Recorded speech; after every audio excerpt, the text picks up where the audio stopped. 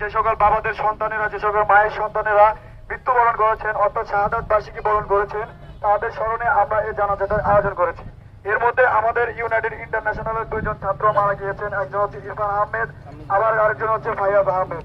আমরা সকলে তার জন্য দোয়া করব, তার পরিবারের এই মর্মাহত অবস্থার জন্য সকলে দোয়া করব। সবাই এখানে উপস্থিতি থাকি, এখনই আমাদের জানাজা শুরু হয়ে যাবে এবং সকলে কাতার সোজা রাখি।